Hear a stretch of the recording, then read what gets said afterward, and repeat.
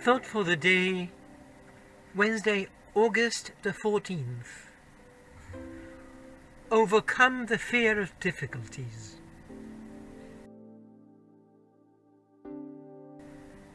Brothers, can anything cut us off from the love of Christ? Romans chapter 8, verse 35.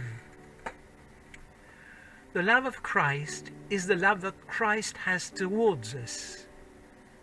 As Christ is the Son sent by the Father to save us, and is one with Him, the love of Christ here indicates to us the infinite love that the Father has for the world and for each one of us.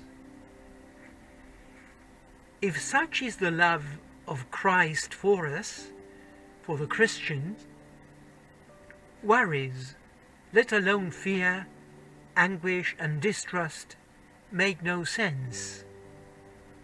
That is the point St. Paul wants to make.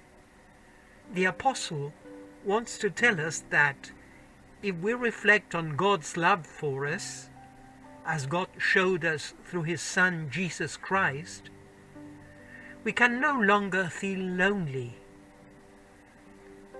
Christ and the Father are with us, and if they are with us, there is nothing to fear. No difficulty, no threat can frighten us.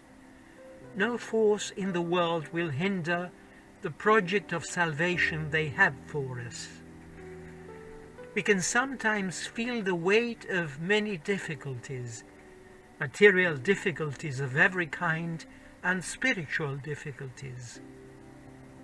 We can also experience a feeling of anguish and fear in the face of the serious enigmas the future holds for us.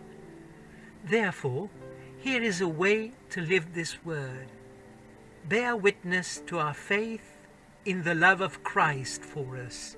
That is, the fact that Christ is with us, and that the Father's love is with us.